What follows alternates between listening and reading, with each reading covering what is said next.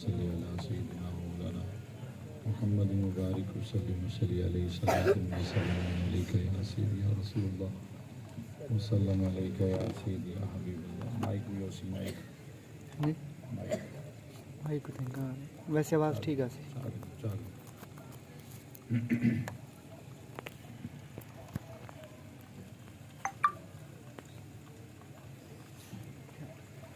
الحمد للہ رب العالمین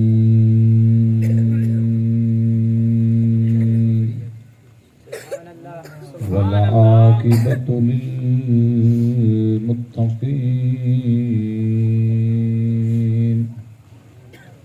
والصلاة والسلام علی سید الانبیاء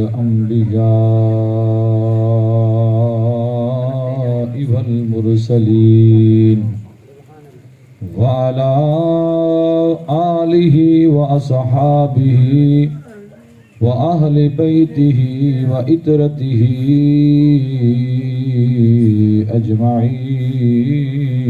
أجمعين. أما بعد فأعوذ بالله من الشيطان الرجيم. بسم الله الرحمن الرحيم. ألا إن أولياء الله لا خوف عليهم ولا هم يحزنون الذين آمنوا وكانوا يتقون. آمنت بالله صدق الله العظيم. وقال الله تبارك وتعالى في شان نبيه مخبرا وآمرا إن الله وملائكته يصلون على النبي یا ایہا الذین آمنوا صلوا علیہ وسلموا تسلیما. بآواز بلند حضور علیہ السلام کی ذات اقدس پر درود و سلام کا نذرانہ پیش کیجئے. الصلاۃ والسلام علیک یا سیدی یا رسول اللہ وعلی آلک وصحابک یا سیدی یا حبیب اللہ. بندہ پروردگارم امت احمد نبی دوست دار چار یارم تاب اولاد علی مذہب حنفیہ دارم ملت حضرت خلیل خاک پائے غوث اعظم خاک پائے غوث اعظم زیر سایہ ہر ولی. واہ کیا مرتبہ اے غوث ہے بالا تیرا. واہ کیا مرتبہ اے غوث ہے بالا تیرا. اونچے اونچوں کے سروں سے ہے قدم اعلیٰ تیرا. اونچے اونچوں کے قدم سے اونچے اونچوں کے سروں سے ہے قدم اعلیٰ تیرا. ہو جس پہ حمایت کا پنجہ تیرا. ہو جس پہ حمایت کا پنجہ تیرا. شیر کو خطرے میں لاتا نہیں وہ ہے کتا تیرا. وہ ہے کتا تیرا. واہ کیا مرتبہ اے غوث ہے بالا تیرا اور سر بھلا کیا کوئی جانے کہ ہے کیسا تیرا سر بھلا کیا کوئی جانے کہ کیسا تیرا اولیاء ملتے ہیں آنکھیں وہ ہے تلوار تیرا اولیاء ملتے ہیں آنکھیں وہ ہے تلوار تیرا واہ کیا مرتبہ اے غوث ہے بالا تیرا اور پوچھتے کیا ہو کہ مرشد ہمیں کیا دیتے ہیں پوچھتے کیا ہو کہ مرشدی ہمیں کیا دیتے ہیں یہ درد دل دیتے ہیں پھر اس کی دوا دیتے ہیں اور اللہ اللہ کیے جانے سے اللہ نہ ملے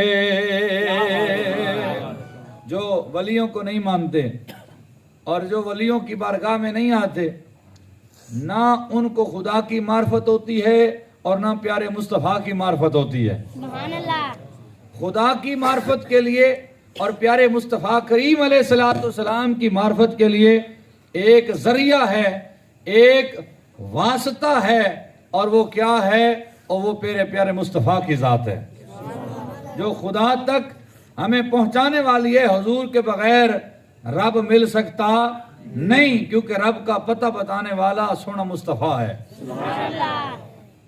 اللہ اللہ کیے جانے سے اللہ نہ ملے اللہ والے ہیں جو اللہ سے ملا دیتے ہیں شہنشاہ بغداد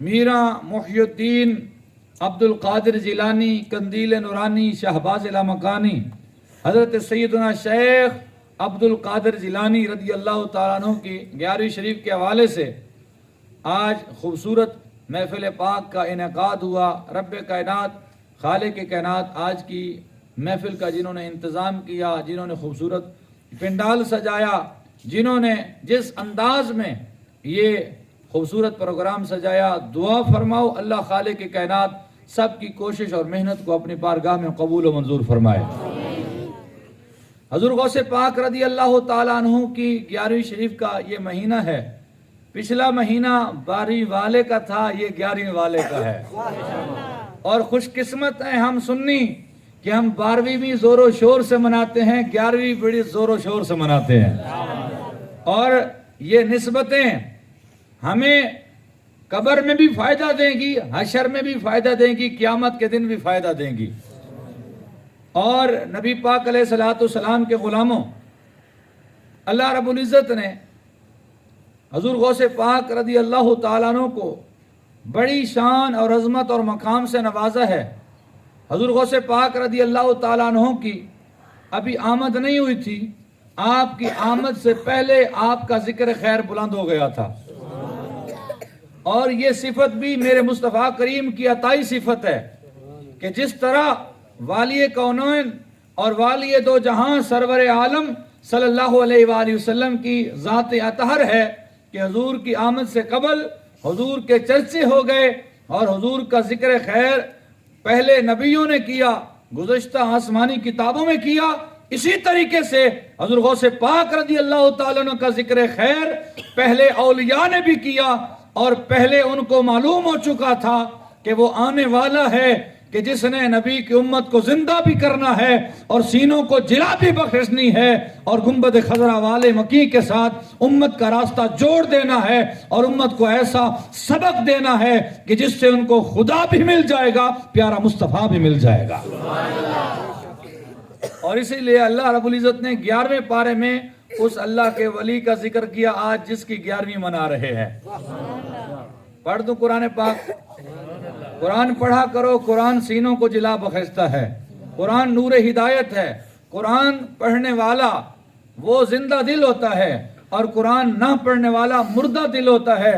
جس سینے میں قرآن ہے اللہ رب العزت اس پہ اپنی رحمتوں کا نزول فرماتا ہے، سکینہ نازل ہوتا ہے۔ اس لیے ہر روز قرآن پاک کی تلاوت کیا کرو۔ میرے محبوب علیہ السلام نے فرمایا جو صبح سویرے قرآن کی 2 آیتوں کی تلاوت کر لیتا ہے اس کے لیے 2 سرخ اونٹ جو سب سے زیادہ قیمتی عرب کے اونٹ ہیں، فرمایا ان سے زیادہ صدقہ کرنے کا ثواب ملتا ہے۔ جس گھر میں قرآن پڑھا جائے اس گھر میں بے برکتی نہیں ہوتی، جس گھر میں قرآن پڑھا جائے اس میں جن نہیں آ سکتے، اس میں آسیب نہیں آ سکتا، کیونکہ جہاں قرآن ہوتا ہے وہاں رب کے فرشتوں کا نزول ہوتا ہے۔ آؤ قرآن سے محبت کرو، قرآن سے رشتہ تعلق جوڑو۔ جب قرآن سے رشتہ تعلق جڑ جاتا ہے تو پھر نیکی آسان ہو جاتی ہے اور بدی مشکل ہو جاتی ہے۔ آؤ رب کا قرآن کیا کہتا ہے، ولیوں کی شان کیا ہے، ولیوں کا مقام کیا ہے۔ رب کائنات فرماتا ہے الا ان اولیاء اللہ لا خوف علیہم ولا هم يحزنون، فرمایا اللہ کے ولی خبردار ہو جاؤ، اللہ کے ولی، اللہ کے دوست، نہ ان پہ کوئی خوف ہوتا ہے اور نہ وہ غمگین ہوں گے۔ نہ دنیا کا غم نہ آخرت کا غم، اللہ کا ولی بے غم ہوتا ہے، بے خوف ہوتا ہے۔ کیوں؟ اس لیے کہ اس کے دل کے اندر اگر خوف ہوتا ہے تو رب رحمان کا خوف ہوتا ہے، اور جس کے دل میں رب رحمان کا خوف ہوتا ہے وہ دنیا والوں کے سامنے جھکتا نہیں ہے بلکہ ساری دنیا اس کے سامنے جھکتی ہے۔ حضرت فاروق اعظم رضی اللہ تعالی عنہ آپ سر کے نیچے اینٹوں کا سرہانہ رکھ کے آپ سو رہے تھے اور روم کا ایلچی آیا، اس نے پوچھا کہ بتاؤ تمہارا بادشاہ کہاں ہے، تمہارا امیر کہاں ہے، اس کا محل کہاں ہے؟ انہوں نے کہا ہمارے امیر کا کوئی محل نہیں ہے، وہ تو ایک کچے سے مکان میں رہتا ہے، اگر تم نے دیکھنا ہے تو اب جا کے دیکھو۔ فاروق اعظم وہ ایک درخت کے نیچے اینٹ رکھ کے سویا ہوا ہے۔ جب حضرت فاروق اعظم کو دیکھنے گیا تب دیکھا تو پسینہ چھوٹ گیا اور جسم کانپنے لگا، اور جب حضرت فاروق اعظم نے اس کی یہ حالت دیکھی تو آپ اٹھ کے بیٹھ گئے۔ وہ کہنے لگا کہ میں بڑے بڑے بادشاہوں کے درباروں میں گیا، میں بڑے بڑے بادشاہوں کی بارگاہ میں حاضری دے کر آیا ہوں، لیکن جو خوف اور جو ہیبت اور جو روب آپ کے اندر دیکھا ہے آج تک میں نے کہیں نہیں دیکھا۔ اس کی وجہ کیا ہے؟ فرمایا وجہ یہ ہے ہم خدا سے ڈرتے ہیں، خدا نے ہمارا روب پوری دنیا پہ قائم کر دیا ہے۔ کیا وجہ ہے؟ وہ ڈرنے لگ گیا، خوف کرنے لگا کہ ہیبت طاری ہو گئی فاروق اعظم کی۔ جس کے دل کے اندر خوف خدا آتا ہے، جس کے دل کے اندر رب کی محبت آتی ہے، وہ کسی کے سامنے جھکتا نہیں۔ اسی وجہ سے کسی کلندر نے کہا تھا کہ ایک سجدہ جسے تو سمجھتا ہے گراں، ایک سجدہ جسے تو سمجھتا ہے گراں، ہزار سجدوں سے آدمی کو دیتا ہے نجات، ہزار سجدوں سے آدمی کو دیتا ہے نجات۔ جب بندہ رب کا ہو جاتا ہے پھر ساری خدائی اسی کی ہو جاتی ہے. پھر بندہ بولتا ہے تو بندے کی زبان سے خدا بولتا ہے. جب بندہ سنتا ہے بندے کی سماعت سے وہ خدا تعالیٰ ایسا نور وابستہ کر دیتا ہے. وہ نزدیک سے بھی سن رہا ہوتا ہے, وہ دور سے بھی سن رہا ہوتا ہے. یہ شانیں ہر کسی کو نہیں ملتی. آج روکھے مولوی آج اس پہ اعتراض کرتے ہیں, کہتے ہیں تم ولیوں کو کیوں مانتے ہو؟ میں نے کہا ولیوں کو شانوں اور عظمتوں کو عطا فرمانے والی ذات خدا کی ہے. تو ہم تو قرآن پڑھتے ہیں, رب فرماتا ہے الا ان اولیاء اللہ لا خوف علیہم ولا هم یحزنون. اللہ کے ولی نہ ان پہ خوف ہوتا ہے نہ وہ غمگین ہوتے ہیں. اور یہ ولی بنتا کیسے ہے؟ حضور غوث پاک رضی اللہ تعالیٰ عنہ 25 سال تک عراق کے جنگلوں کے اندر آپ پھرتے رہے, پتے کھا کر گزارا کیا, آپ بھوکے رہے, پیاسے رہے, اور 25 سال تک عراق کے جنگلوں کے اندر آپ نے اپنی مشقت اور اپنی ریاضت اور تمام تر وہ مشقتیں برداشت کی. اللہ کے راستے کے اندر آپ نماز ادا کیا کرتے, رب کے قرآن کی تلاوت کیا کرتے, تسبیحات ذکر الہی کے ساتھ وابستہ رہتے, حتیٰ کہ 25 سال گزر گئے اور 25 سال کے بعد حضور غوث پاک کو وہ مقام عطا ہوتا ہے, وہ مرتبہ عطا ہوتا ہے اور اعلان ہوتا ہے اے محبوب ربانی, اے غوث سمدانی, آپ کو ہم نے غوثیت کا مقام بھی عطا کر دیا ہے, آپ کو قطبیت کا مقام بھی عطا کر دیا ہے. حضور غوث پاک رضی اللہ تعالیٰ عنہ سے کسی نے پوچھا کہ آپ کو یہ مقام کیسے ملا؟ تو آپ نے فرمایا میں نے 15 سال مسلسل اپنے مکان کی اوپر والی چھت پہ کھڑے ہو کر رب تعالیٰ کی عبادت کی, اور ہر رات مصلی بچھا کر 2 رکعت نماز نفل کے اندر پورا قرآن ختم کر لیا کرتا تھا. حضور غوث پاک رضی اللہ تعالیٰ عنہ فرماتے ہیں 15 سال بعد ایک دن شیطان میرے قریب آیا اور میں محل کی سیڑھیاں چڑھ رہا تھا, بالائی منزل پہ جا رہا تھا. اسی جگہ پر شیطان نے آ کر مجھے وسوسہ دیا, کہنے لگا اے عبد القادر 15 سال عبادت کے ہو گئے ہیں, ابھی بھی عبادت کرے گا؟ اور ابھی ایک رات تو اپنے جسم کو سکون دے دے, آج رات سو جا.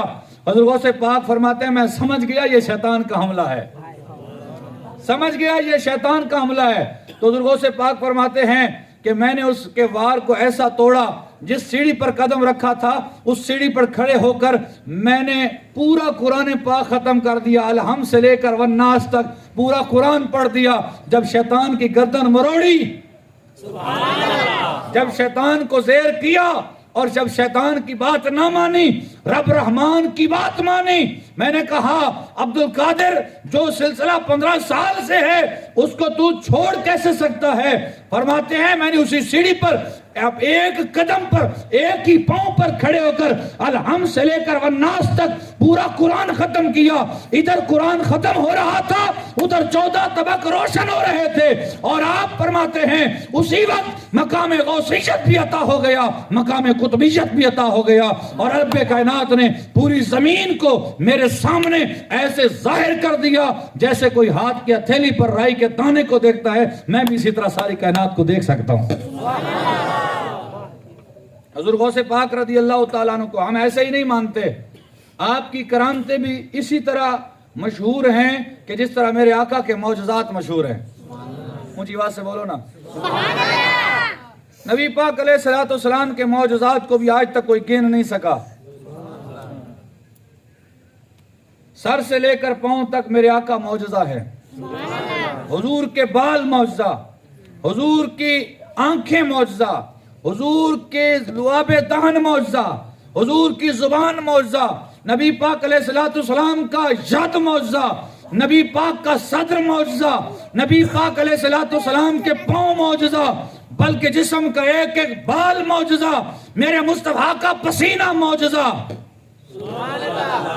میرے مصطفیٰ کریم علیہ الصلوۃ والسلام کا خون مبارک معجزہ, جس کو لوگوں کا خون ناپاک ہے, میرے محبوب کا خون بھی پاک ہے. حضور کا معجزات کا آج تک کوئی حضور کے معجزات کو گنا نہیں سکا.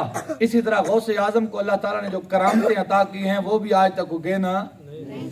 اچھا کرامت کے بارے میں لوگ کہتے ہیں عقل میں نہیں آتی, ہم تو کرامت کو نہیں مانتے, کرامت عقل میں نہیں آتی, ہماری سمجھ میں نہیں آتی, یہ کیسے ہو سکتا ہے؟ میں نے کہا وہی تو کرامت ہے جو عقل میں نہ آئے. اگر عقل میں آئے تو بھی دکھا دے, میں بھی دکھا دوں. اگر عقل میں آنے والی چیز ہوتی کرامت, پھر تو بھی کرامتیں دکھا رہا ہوتا, میں بھی کرامتیں دکھا رہا ہوتا. کرامت تو ہوتی وہی ہے جو عقل میں نہ آئے. اگر نبی سے صادر ہو تو اس کو کہتے ہیں معجزہ, نبی سے صادر ہو. اور براہ راست رب کائنات اگر ظاہر فرمائے اس کو کہتے ہیں قدرت. اور اگر نبی کے ہاتھ سے ظاہر ہو اس کو کہتے ہیں معجزہ. اور اگر کسی ولی کے ہاتھ سے ہو اس کو کہتے ہیں کرامت. اس کو کہتے ہیں کرامت. جو تیری عقل میں نہیں آ سکتی, میری عقل میں نہیں آ سکتی, تبھی تو کرامت ہے. نبی پاک علیہ الصلوۃ والسلام کے غلاموں, حضور غوث پاک رضی اللہ تعالیٰ عنہ 25 سال تک عراق کے جنگلوں میں آپ نے اللہ کا ذکر کیا. آج میں آپ کو ایک نکتہ دینا چاہتا ہوں, ایک میسج اور ایک پیغام دینا چاہتا ہوں اس محفل میں آنے والوں. کوئی بھی آج تک اللہ کا ولی بغیر عبادت کے نہیں بنا. کوئی بھی آج تک اللہ کا ولی بغیر علم کے نہیں بنا. اور کوئی بھی اللہ کا ولی آج تک بد عقیدہ نہیں بنا. جتنے بد عقیدہ مذہب ہیں ان کے اٹھا کے دیکھو, کوئی 100 سال سے ہے, کوئی 200 سال سے ہے, کوئی 300 سال سے ہے, سب کو دیکھ لو, کہیں پر تمہیں ولی نظر نہیں آئے گا. ولی کے لیے شرط ہے کہ وہ عقیدہ درست رکھتا ہو.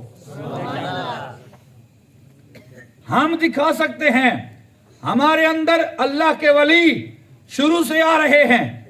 نبی پاک علیہ الصلوۃ والسلام کے صحابہ ولی, صدیق اکبر ولی, فاروق اعظم ولی, عثمان غنی ولی, مولا علی ولی, حضرت سیدنا بلال حبشی ولی, اور حضرت ابو ذر غفاری ولی, حضرت ابو ایوب انصاری ولی. اسی طرح ولایت کا سلسلہ نبی پاک کے صحابہ سے چلا آ رہا ہے. اور ولایت کے سرتاج حضرت مولا کائنات علی المرتضی شیر خدا کرم اللہ وجہ الکریم, آپ سے یہ سلسلہ ولایت مزید پھیلتا ہے.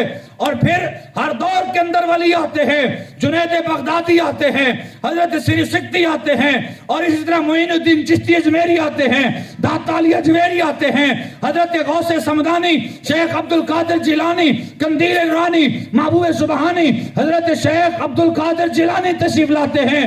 پھر ان کے مرید آتے ہیں, پھر حضرت مجدد الفسانی آتے ہیں, پھر حضرت سلطان باہو آتے ہیں, پھر حضرت خواجہ غلام حسن سواگ آتے ہیں, پھر خواجہ عبداللہ فاروق کریم آتے ہیں, جنجو شریف والے آتے ہیں. اسی طرح یہ سلسلہ قیامت تک چلنا ہے. پہلے بھی یہ سلسلہ چلتا رہا ہے, قیامت تک اللہ کے ولیوں کا سلسلہ جاری رہے گا. اور یہ سارے کے سارے سچے عقیدہ اہل سنت والے ہوں گے. دوسروں کی تو قبریں بھی نہیں ملتی, دوسروں کی تو قبریں بھی نہیں ملتی کہ قبر کہاں تھی. 1 سال 2 سال کے بعد قبر کے نشان مٹ جاتے ہیں. داتا کا مزار 1100 سال ہو چکے ہیں, آج تک چمک رہا ہے. جس دن سے انتقال فرمایا اسی دن سے حضرت داتا علی اجمیری کی مزار پر قرآن پڑھا جا رہا ہے. قرآن پڑھا جا رہا ہے. اور ایسے ہی نہیں پڑھا جا رہا, انہوں نے قرآن پڑھا ہے تو وہ پڑھا جا رہا ہے نا. اور آج ہماری حالت یہ ہے, ہم نماز کے قریب نہیں جاتے, ہم قرآن کے قریب نہیں جاتے, ہم نمازوں کو بوجھ سمجھتے ہیں.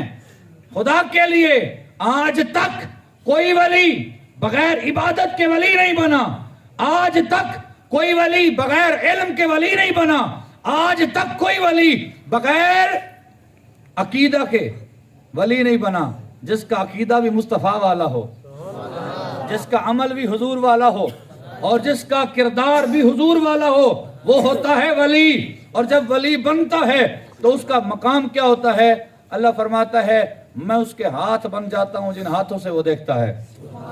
یہ مسلم شریف کی حدیث پاک ہے. اللہ فرماتا ہے میں اس کی آنکھیں بن جاتا ہوں جن سے وہ دیکھتا ہے. سمجھ آ رہی ہے بات کہ نہیں آ رہی؟ میں اس کے ہاتھ بن جاتا ہوں جن ہاتھوں سے پکڑتا ہے. اور یہی وجہ ہے کہ جب آنکھوں سے دیکھتا ہے تو اللہ کے نور سے دیکھتا ہے۔ حضرت سیدنا فاروق اعظم مسجد نبی ممبر شریف پر بیٹھے ہیں اور یا ساریہ تو الجبل پکار رہے ہیں، فرمایا اے ساریہ پہاڑ کی طرف دیکھو۔ آپ مسجد نبی میں بیٹھے ہیں اور ساریہ نہاون کے مقام پر سینکڑوں میل کا فاصلہ ہے، لیکن نگاہ فاروقی مسجد نبی میں بیٹھ کے ممبر پر دیکھ رہی ہے۔ اونچی آواز سے بولو ذرا، یہ ہے اللہ کے نور سے دیکھنا اور اللہ کے نور سے سننا۔ یہ اللہ تعالیٰ نے ولیوں کو شان عطا فرمائی ہیں، اور اسی وجہ سے اللہ تعالیٰ نے فرمایا من عاد علی ولیًا فقد آذنتہ بالحرب، فرمایا جس نے اللہ کے ولی کے ساتھ دشمنی کی اس نے اللہ کے ساتھ اعلان جنگ کیا۔ ہم ولیوں کو کیوں مانتے ہیں؟ اس لیے کہ اللہ نے ولیوں کو شانیں دیے ہیں۔ آج ایک بد کردار اور بے علم وہ یوٹیوب پر بیٹھ کر وہ یہ لوگوں کو تبلیغ کر رہا ہے اور لوگوں کو یہ کہہ رہا ہے کہ بابے تو شے ہی کوئی نہیں ہے۔ میں نے کہا تم نے بابے دیکھے نہیں ہیں، اگر تو دیکھتا تو یہ نہ کہتا کہ بابے کوئی شے نہیں ہے۔ اللہ تعالیٰ نے بابوں کو یہ شان دیا ہے۔ حضرت سلطان باؤ رحمۃ اللہ علیہ کی بارگاہ میں ایک غریب آیا کہ میں نے بیٹی کی شادی کرنی ہے، کچھ مال دیں۔ آپ ہل چلا رہے تھے اور آپ نے ایک مٹی کا ڈھیلا اٹھایا، فرمایا لے جا۔ جب اس نے ہاتھ میں پکڑا دیکھتا کیا ہے کہ وہ مٹی کا ڈھیلا نہیں تھا بلکہ سونا تھا۔ یہ ہیں بابے۔ اور حضرت خواجہ غلام حسن سواگ رحمت اللہ علیہ، آپ پر ہندوؤں نے مقدمہ کر دیا کہ یہ جی جادو کے زور پہ کلمہ پڑھاتے ہیں۔ آپ کو عدالت میں بلایا گیا، آپ سے پوچھا گیا آپ جادو کے زور پہ کلمہ پڑھاتے ہیں؟ تو آپ نے فرمایا نہیں، میرا تو کوئی اور جادو نہیں ہے، اگر جادو ہے تو قال اللہ و قال رسول اللہ والا جادو ہے، میرے پاس تو اور کچھ نہیں ہے۔ انہوں نے کہا آپ دکھائیں کیسے کلمہ پڑھاتے ہیں، آپ تو کوئی جادو کرتے ہیں، کوئی منتر پڑھتے ہیں، پھر لوگ کلمہ پڑھتے ہیں۔ ادھر جج کی عدالت کے اندر لوگ بیٹھے تھے، جتنوں کی طرف خواجہ غلام حسن کا اشارہ ہوتا گیا سب بندے کلمہ پڑھتے گئے۔ اور جج نے کہا یہ تو عجیب بات ہے، جج بھاگنے لگا۔ جج کے ساتھ جو سنتری کھڑا تھا اس کی طرف اشارہ کیا، اس نے بھی کلمہ پڑھ لیا، جو ساتھ کھڑا تھا اس نے بھی کلمہ پڑھ لیا۔ جج بھاگ کے اندر داخل ہونے لگا، خواجہ غلام حسن سواگ نے کہا تو بھی تو پیچھے دیکھ لے۔ جب پیچھے دیکھا اس کی طرف اشارہ کر دیا، اس نے بھی کلمہ پڑھ لیا، وہ بھی مسلمان ہو گیا۔ کہتے ہیں بابے تو شے ہی کوئی نہیں۔ میں نے کہا تم نے بابے دیکھے نہیں ہیں۔ میں نے پچھلی محفل میں بھی یہ بات سنائی تھی کہ حضرت شاید نہیں سنائی تو اب سن لیجئے۔ داتا علی اجویری کا دور مبارک یہ 1100-1150 سال سے چمکتا آ رہا ہے۔ ایک انگریز نے کلمہ پڑھ لیا ان لوگوں کے ہاتھوں پر جو آج ولیوں کے دشمن ہیں، ولیوں کی وہ بات نہ کرتے ہیں نہ سنتے ہیں، اور کہتے ہیں ولیوں کے مزاروں پہ شرک ہوتا ہے۔ میں نے کہا شرک نہیں ہوتا، وہاں پر اللہ کے توحید کا جام پلائے جاتے ہیں، محمد مصطفیٰ کے محبت کے جام پلائے جاتے ہیں، وہاں پہ شرک نہیں ہوتا۔ ہاں مزارات اولیاء ان کے کچھ آداب ہیں، آج کل جو کچھ جاہل لوگ ان مزارات کے آداب کا خیال نہیں کر رہے۔ مثال کے طور پر طواف کرنا، مزار کا طواف کرنا حرام ہے، مزار کو ہاتھ لگانا بے ادبی ہے، بوسہ دینا بھی اعلیٰ حضرت نے لکھا ہے کہ ہر آدمی کے لیے جائز نہیں ہے۔ جو سمجھتا ہے بوسے کے کس لیے بوسہ دیا جا رہا ہے اس کے لیے جائز ہے، ہر آدمی کے لیے بوسہ بھی جائز نہیں ہے۔ اور وہاں پر جو خرافات ہوتی ہیں یعنی عورتوں کا جانا، وہاں پہ ہجوم ہونا، یہ ان چیزوں کو علماء نے منع کیا ہے۔ علماء ہمارے منع کرتے ہیں کہ عورتیں مزاروں پہ مت جائیں۔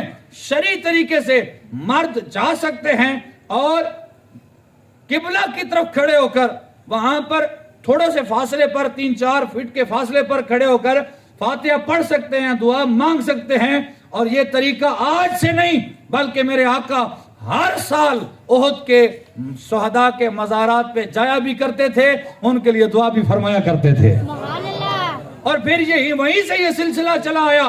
خواجہ معین الدین چشتی اجمیری جب ہندوستان کے اندر تشریف لائے تو حضرت خواجہ معین الدین چشتی اجمیری جا رہے ہیں، بھیجے ہوئے ہیں رسول اللہ کے، لیکن راستے میں داتا کا مزار آتا ہے، 40 دن وہیں چلہ کاٹتے ہیں۔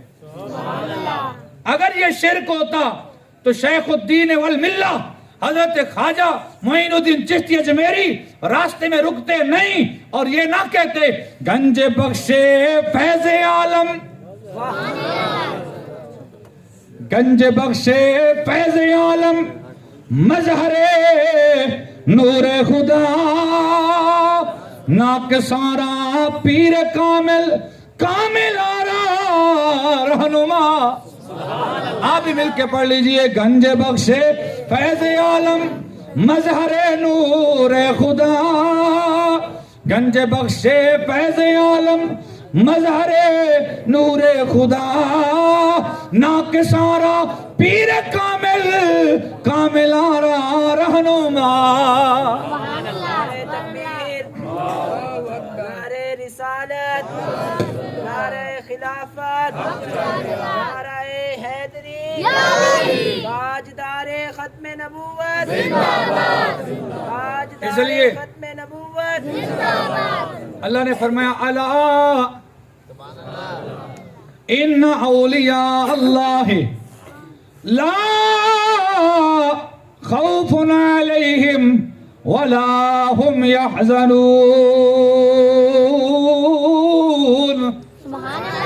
اللہ کے ولیوں کو نہ کوئی خوف ہوتا ہے نہ وہ غمگین ہوتے ہیں۔ تو جب بھی بندہ اگر کوئی بد مذہب ہوتا ہے تو سب سے پہلے ولیوں کے خلاف بات کرتا ہے۔ سب سے پہلے اگر کوئی بد مذہب بنتا ہے نا تو مزارات کے خلاف ولیوں کے خلاف بات کرتا ہے۔ تو اللہ تعالیٰ نے فرمایا الا خبردار، یہ بورڈ لگ گیا، ولیوں کی دشمنی نہ کرنا وگرنہ تباہ ہو جاؤ گے۔ جیسے ایک بجلی کے کھمبے پر بورڈ لگا ہوتا ہے خبردار، اور کانٹے کا نشان بھی ہوتا ہے کہ ہاتھ نہیں لگانا، اگر اس کو ہاتھ لگاؤ گے تو جان کا خطرہ ہے۔ اللہ نے ولیوں کے عظمت بیان کرنے سے پہلے اللہ کا بورڈ لگا دیا، فرمایا وہاں جان کا خطرہ ہے، یہاں ایمان کا خطرہ ہے۔ وہاں جان کا خطرہ ہے، یہاں ایمان کا خطرہ ہے۔ اب سنو، کہتے ہیں بابے تو شاہی کوئی نہیں۔ اس انگریز نے کلمہ پڑھ لیا ان مولویوں کے ہاتھوں پہ جو کہتے ہیں بابے تو شاہی کوئی نہیں۔ جب اس نے کلمہ پڑھا، اس نے قرآن کا مطالعہ کیا، کاش آج ہم مسلمان بھی قرآن کا مطالعہ کریں، قرآن کو پڑھیں تو قرآن میں ہمیں بڑی عظمت والی چیزیں نظر آئیں گی۔ اب اس نے جب قرآن کا مطالعہ کیا تو قرآن مجید فرقان حمید کے اندر اللہ رب العزت نے ایک مقام پر حضرت آصف بن برخیہ کا ذکر کیا۔ یہ اللہ کا ولی ہے۔ آصف بن برخیہ حضرت سلیمان علیہ السلام کا امتی ہے۔ توجہ ہے، بات سن رہے ہیں نا؟ سمجھ آ رہی ہے تو ایک بات بولیں، تاجدار ختم نبوت۔ آصف بن برخیہ یہ کون ہے؟ حضرت سلیمان علیہ السلام کا امتی ہے۔ حضرت سلیمان علیہ السلام کا آپ کا مقابلہ ہو گیا ملکہ بلقیس کے ساتھ۔ وہ ملکہ بلقیس، وہ وہاں پہ لوگ بتوں کی پوجا کرتے تھے، تو حضرت سلیمان علیہ السلام کے پاس وہ جو ہدہد کا واقعہ ہے یہ پڑھیں تو آپ کو بڑے ہی خوبصورت قرآن پاک کے وہ موضوع نظر آئیں گے کہ لہو و لعب چیزیں بھول جائیں گی اور میلے ٹھیلے بھول جائیں گے، اور یہ جو آج دنیا گمراہی کی طرف جا رہی ہے یہ گمراہی نہیں ہوگی، ہر طرف نبی کی عزت کا پرچار ہوگا، قرآن کی عظمت کی للکار ہوگی۔ یہ جو کچھ ہو رہا ہے یہ بے دینی ہے اور یہ قرآن سے دوری ہے، یہ غفلت ہے اور یہ اسلام کی دھجیاں اڑانا ہے۔ کہیں پر بھی رسم رواج اور تقاریب اور جناب ریت کے لحاظ سے عربی گرامر کے اندر کہیں پر بھی یہ بات موجود نہیں ہے کہ کوئی اپنی روایت کو برقرار رکھے، کوئی جناب اپنے ثقافت کو برقرار رکھنے کے لیے ثقافتی میلے ٹھیلے کرے۔ نہ قرآن میں اس کا ذکر ہے نہ میرے مصطفیٰ کے فرمان میں اس کا ذکر ہے، بلکہ یہ بدعات ہیں، یہ سب سے بڑی بدعتیں ہیں جو امت کو گمراہی کی طرف لے کے جا رہی ہیں۔ اس لیے میں اس کی مذمت کرتا ہوں اور سخت الفاظ میں مذمت کرتا ہوں۔ یہاں انجوائمنٹ کے نام پر رب تعالیٰ کے ذکر سے، رسول اللہ کے ذکر سے روکا جا رہا ہے۔ میں اس میلے ٹھیلے کی مذمت کرتا ہوں اور میں ببانگ دول یہ کہتا ہوں نہ یہ قرآن میں ہے یا نہ مصطفیٰ کے فرمان میں ہے۔ اگر قرآن میں ہے تو یہ ہے کہ تم پر ضروری ہے کہ میرے نبی کو اسوہ حسنہ اختیار کرو، تم اپنی ثقافتوں کو چھوڑ دو، تم اپنے انداز کو چھوڑ دو۔ لَقَدْ كَانَ لَكُمْ فی رسول اللہ اسوۃ حسنہ، تمہارے لیے زندگی کے اندر ایک ہی نمونہ ہے، وہ پیارے آقا کی عزت کا اور پیارے آقا کی ذات کا نمونہ ہے۔ آپ میری بات کی تائید کر رہے ہیں کہ نہیں کر رہے؟ ذرا ہاتھوں کو اٹھاؤ۔ ہم ان میلے ٹھیلوں کی مذمت کرتے ہیں، ہاں اگر صرف انجوائمنٹ ہو، برائی نہ ہو تو اس کی اجازت ہے۔ نبی پاک علیہ الصلوۃ والسلام صحابہ کرام کی کشتی بھی کروایا کرتے تھے، دوڑ بھی لگوایا کرتے تھے، یہاں تک تو جائز، لیکن اس کے بعد آج ان کے بہانے کے اندر جو خرافات آ چکی ہیں، ناچ گانے اور فحاشی عریانی کی صورت میں، نہ اس کو قرآن اجازت دیتا ہے نہ میرے مصطفیٰ کا فرمان، بلکہ جو منعقد کرتا ہے اور اس بہانے سے یہ فحاشی اور رعائی پھیلتی ہے، رب کے عذاب کا کوڑا برسنے والا ہے۔ اللہ تعالیٰ ہمیں محفوظ فرمائے۔ میں بات کر رہا تھا کہ حضرت غوث پاک رضی اللہ تعالیٰ عنہ کی شان، کہتے ہیں بابے تو شاہی کوئی نہیں ہے۔ حضرت وہ اس نے پھر واقعہ پڑھا حضرت آصف بن مرخیہ کا۔ حضرت سلیمان علیہ السلام پوری دنیا پر واحد اکیلے مسلمان حکمران تھے، پوری دنیا پر واحد اکیلے مسلمان تھے، اور حضرت سلیمان علیہ السلام چاہتے تھے کہ اس دنیا میں کوئی ایسی سلطنت نہ ہو جہاں پر اللہ تعالیٰ کی توحید کے خلاف ورزی کی جا رہی ہو، یا رسول اللہ کے پیغمبر حضرت سلیمان علیہ السلام کے حکم کی خلاف ورزی کی جائے، بتوں کی پوجا کی جائے۔ وہ حدود آیا اور حدود نے آ کر آپ کو ساری بات بتائی۔ پہلے تو آپ نے بڑے سخت جملے کہے، فرمایا آئے گا تو اس کو ذبح کر دیں گے، اس کو یا سزا دیں گے، یا وہ اپنی بات لائے کہ کہاں گیا تھا۔ جب وہ حدود واپس آیا تو سلیمان علیہ السلام کو کہتا ہے میں تو ملکہ بلقیس کا ملک دیکھ کے آیا ہوں، اور اس ملک کے اندر وہاں پر بت پرستی ہو رہی ہے، لوگ غیر خدا کو پوجا کر رہے ہیں۔ حضرت سلیمان علیہ السلام نے فرمایا اس کی طرف خط بھیجے اور اس کی طرف پیغام بھیجا کہ میرے پاس آؤ، مسلمان ہو کر کلمہ پڑھتے ہوئے رب کی توحید کا پرچار کرتے ہوئے میرے پاس آؤ۔ جب اس کو پتا چلا کہ سلیمان ٹلنے والے نہیں ہیں تو اس نے کہا میں جا کے خود سلیمان علیہ السلام سے ملاقات کرتی ہوں۔ جب وہ آئی نا، ابھی 1 میل کے فاصلے پر، 1 چنگی کے فاصلے پر وہ پہنچ گئی تو سلیمان علیہ السلام نے اپنی مجلس میں فرمایا کون ہے جو ملکہ بلقیس کا تخت میرے پاس لے آئے، میں نے اس کو اپنی عظمت کا اظہار کرانا ہے، میں نے دکھانا ہے کہ میری پاور کیا ہے۔ حضرت سلیمان علیہ السلام چاہتے تو کیا خود تخت نہیں لا سکتے تھے؟ کوئی خود تخت نہیں لا سکتے تھے؟ لا سکتے تھے۔ غلاموں کو کہا کون ہے جو میرے پاس تخت لے کر آئے؟ حضرت سلیمان علیہ السلام نے فرمایا کہ جلدی لانا ہے، اس کے آنے سے پہلے عفریت جن کھڑا ہو گیا۔ توجہ ہے نا، عفریت جن کھڑا ہو گیا اور وہ کہنے لگا کہ انا آتی کبھی قبل ان تقوم من مقامک، آپ کی مجلس ختم ہونے سے پہلے، محفل ختم ہونے سے پہلے میں آپ کی بارگاہ میں تخت لے آؤں گا۔ حضرت سلیمان علیہ السلام نے فرمایا نہیں، مجھے اس سے پہلے چاہیے۔ اور اونچی آواز سے بولو ذرا شیروں والی آواز نکالو۔ حضرت سلیمان علیہ السلام یہ جانتے تھے کہ اس جن سے بھی پہلے کوئی لے کر آنے والا ہے۔ جن اپنے آپ کو بڑا نہ سمجھے، اللہ کے ولی کی طاقت اور ہے۔ جنوں کی کیا طاقت ہے، اللہ کے ولی کی طاقت اور ہے۔ اس نے کہا محفل ختم ہونے سے پہلے میں جاؤں گا، آؤں گا، ہوا کے ذریعے لے کر آؤں گا۔ آپ نے فرمایا نہیں، وہ چنگی پہ پہنچ گئی ہے اور تو کہتا ہے محفل ختم ہونے سے پہلے۔ محفل تو دوپہر تک جانی ہے، وہ تو ابھی آنی ہے، وہ تو ابھی آنی ہے، مجھے اس سے پہلے چاہیے۔ اب یہ واقعہ قرآن کا ہے کہ نہیں ہے؟ جس نے پڑھا وہ اس کو تو پتا ہے، جس نے نہیں پڑھا وہ جا کے پڑھے۔ حضرت سلیمان علیہ السلام کا یہ واقعہ، آپ نے فرمایا مجھے اس سے پہلے چاہیے۔ پڑھ دوں قرآن؟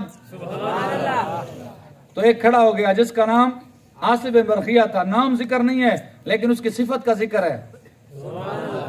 قال الذی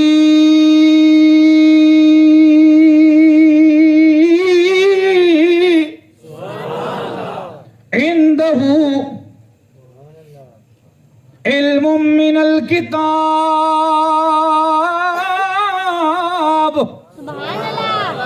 انا آتیک بہ قبل ان یرتد الیک طرفک۔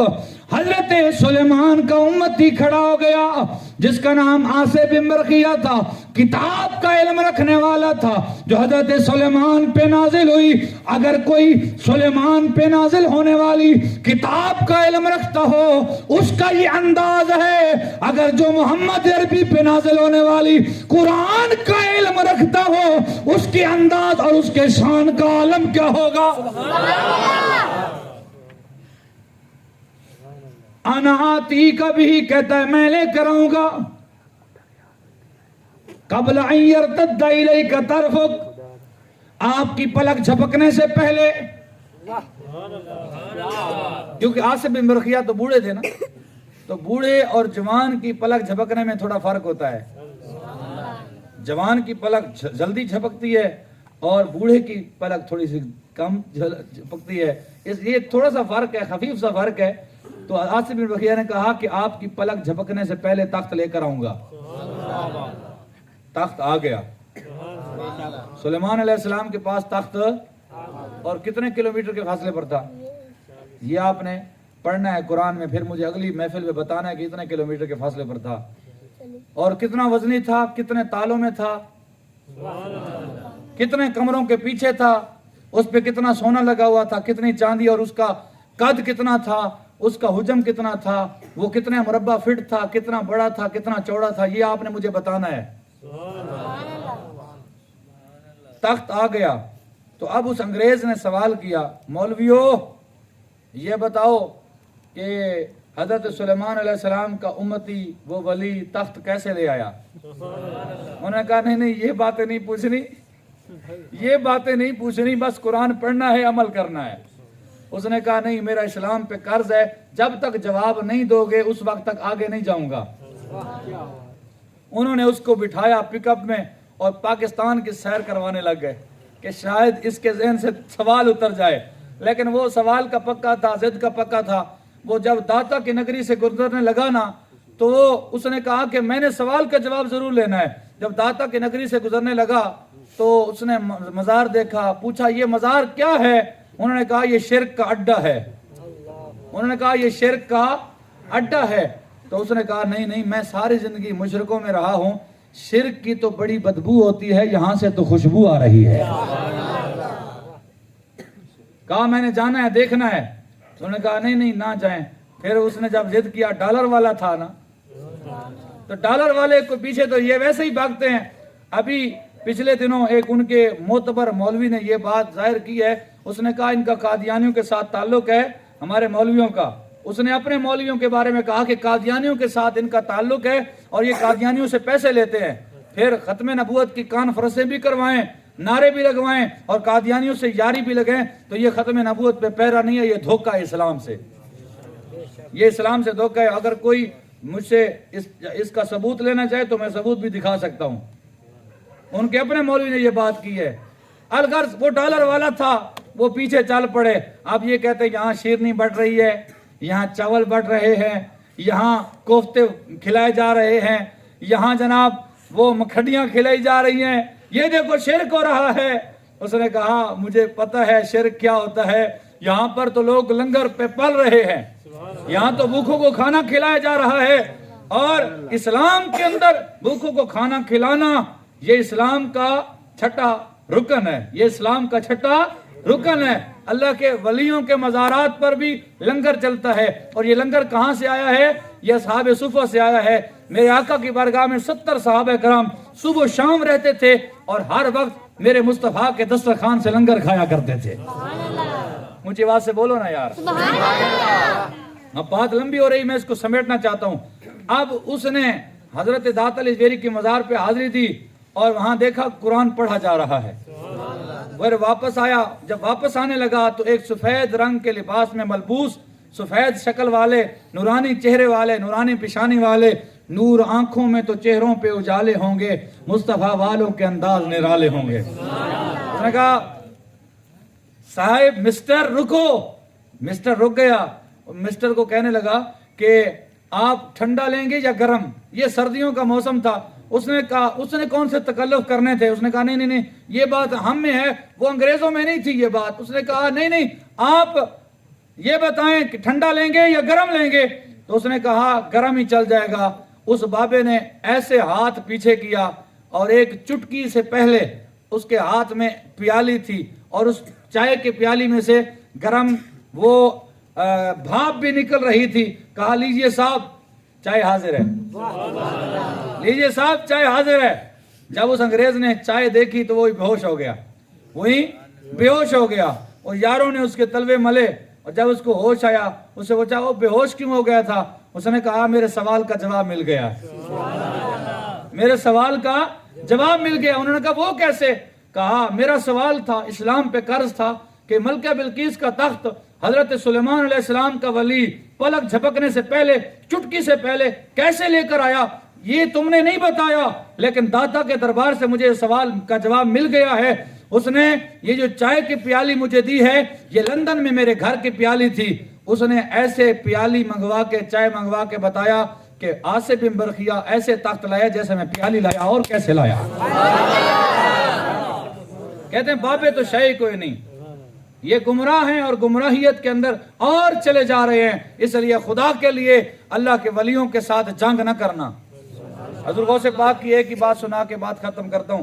حضور غوث پاک کا مجمع 70 ہزار لوگ آپ کی تقریر سنتے تھے, اور ایک بابا صبح سویرے آ گیا, مسجد میں بیٹھ گیا. مسجد تو نہیں تھی, مسجد تو جگہ ہی نہیں تھی, کھلے میدان میں آپ کا وہ ممبر لگتا تھا.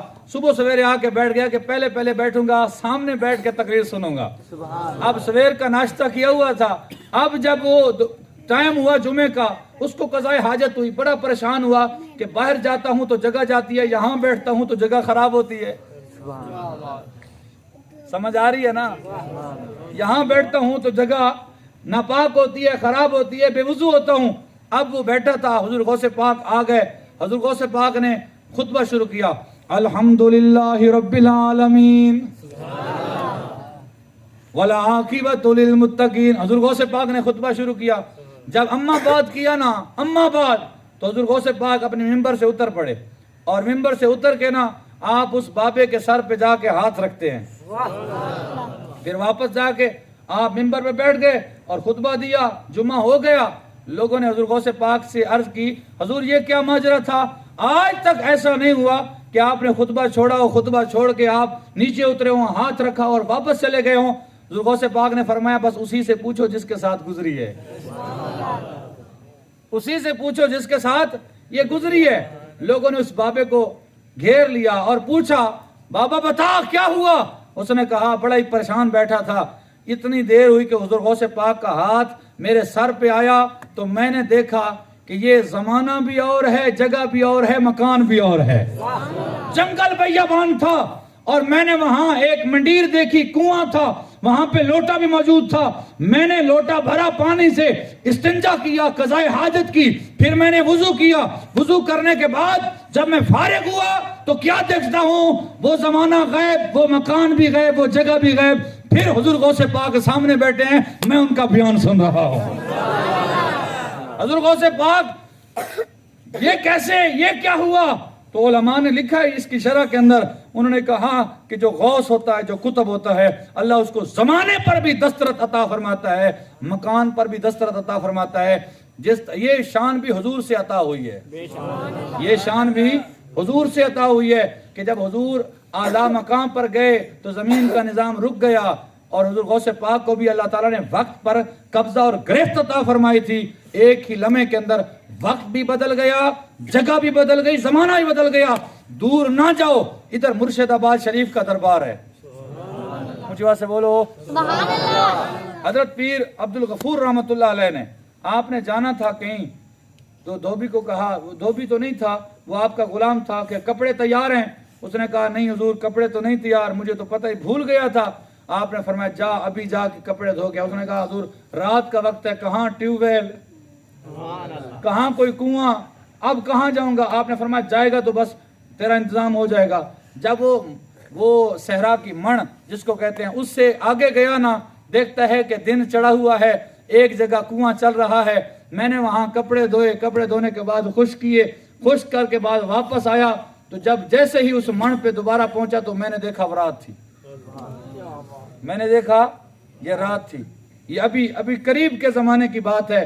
تو پتہ چلا اللہ کے ولیوں کو اللہ تعالیٰ طاقتیں عطا کرتا ہے, اختیار. اس میں رب کی شان گھٹتی نہیں ہے, بلکہ رب کی شان ظاہر ہوتی ہے. جو اللہ والے ہیں ان کو اللہ یہ شان عطا کرتی ہیں, بتوں کو نہیں دیتا. یہ جو مذہب ہیں یہ بتوں والی آیتیں اٹھا کے کہتے ہیں جناب کوئی مکھی نہیں بنا سکتا, کوئی مچھر نہیں بنا سکتا, وہ اللہ کے ولیوں پر چسپاں کرتے ہیں. میں نے کہا اگر مکھی یا مچھر نہیں بنا سکتا تو عیسیٰ علیہ السلام اللہ کے پیغمبر ہیں, وہ تو اپنے ہاتھ سے پرندہ بھی بناتے ہیں, اس کے اندر روح بھی پھونکتے ہیں, اس کو اڑا بھی دیتے ہیں. پھر لگاؤ شرک کا فتویٰ, قرآن کوئی شرک کی دعوت دیتا ہے؟ بس یہاں پر باتیں بہت ہیں لیکن سمجھنے والوں کے لیے اشارہ کافی ہے کہ اللہ تعالیٰ اپنے ولیوں کو شان عطا کرتا ہے, مقام عطا فرماتا ہے. اور یہ مقام گانے سننے سے نہیں ملتا, یہ مقام جوا کھیلنے سے نہیں ملتا, یہ مقام گندے فحش کام میں لگے رہنے سے نہیں ملتا, بلکہ اللہ والوں کی زندگیاں اٹھا کر دیکھو, انہوں نے ساری زندگی قرآن پڑھا ہے یا محمد عربی کا فرمان پڑھا ہے. انہوں نے مسجد کا راستہ اختیار کیا. اور آپ سب کو یہی میں دعوت دیتا ہوں کہ مسجدوں کے راستوں کو اپناؤ. یہی راستے ہیں کامیابی کے, یہی راستے ہیں فلاح و بہبود کے, یہی راستے ہیں اللہ تعالیٰ کی محبت کے. اور یہ راستے, ان راستوں میں بڑی شیطان بیٹھتا ہے, ان راستوں پر شیطان بیٹھتا ہے جو تمہیں آنے نہیں دیتا. اگر اس سے بچنا ہے تو پھر کسی اللہ والے کے ہاتھ میں ہاتھ دو, پھر شیطان بھی تمہارا کچھ نہیں بگاڑ سکے گا. تمہارا تعلق, تمہارا رابطہ, تمہاری نسبت کسی اللہ والے کے ساتھ ہو جائے تو پھر اس کے اندر اللہ تعالیٰ ایسی طاقت عطا کرتا ہے کہ اس کو کوئی گمراہ نہیں کر سکتا. تو اس لیے حضور کے غلاموں, اور دوسری بات جو آخری بات ہے وہ یہ ہے کہ ختم نبوت کا دور ہے, اور اس دور کے اندر حضور کے ختم نبوت پر حملے ہو رہے ہیں, اور حکمران اور حکومتیں گستاخوں کا ساتھ دے رہی ہیں, اور اس شاکان مصطفیٰ پر سیدھی گولیاں برسائی جا رہی ہیں. اور اس دور میں ہر مسلمان پہ واجب ہے کہ حضور کی عزت کا پرچم لے کر نکل پڑے, حضور کی حرمت اور حضور کی عزت پر پہرا دے. اسلام کے اندر جتنی جنگیں ہوئیں ان ساری جنگوں کے اندر 362 یا 63 مسلمان شہید ہوئے, لیکن جنگ جمامہ جو حضور کی ختم نبوت اور حضور کی ناموس کے لیے لڑی گئی اس میں 1200 صحابہ کرام شہید ہوئے. کیوں ہوئے؟ کیونکہ ان کو پتا تھا کہ اگر ختم نبوت پہ حملہ ہوا اور کوئی دوسرا جھوٹا نبی آ کے نبوت کا دعویٰ کرے پھر ہمیں برداشت نہیں ہے. ہم کل بھی رسول اللہ کے غلام تھے, آج بھی رسول اللہ کے غلام ہیں, کل بھی رسول اللہ کے غلام ہوں گے. کل بھی ہماری گردنوں میں پٹا رسول اللہ کا تھا, آج بھی پٹا رسول اللہ کا ہے. قیامت تک اگر غلامی کا پٹا ہے تو ہمارے آقا کا ہے. اس لیے حضور کی حرمت پہ پہرا دینا ضروری ہے. ختم نبوت اور جو نظام مصطفیٰ کی بات کریں ان کا ساتھ دینا ضروری ہے. تاجدار ختم نبوت لبیک لبیک لبیک یا رسول اللہ, لبیک لبیک لبیک یا رسول اللہ, لبیک لبیک لبیک یا رسول اللہ, لبیک لبیک لبیک یا رسول اللہ, لبیک لبیک لبیک. اور امام غزالی رحمۃ اللہ علیہ کی بات میں آپ کو سنا دوں. امام غزالی فرماتے ہیں مشقت کی خاطر نیکی نہ چھوڑ, مشقت کی خاطر نیکی نہ چھوڑ. مشقت تو لحظے کی ہے, نیکی ہمیشہ ہمیشہ کے لیے ہے.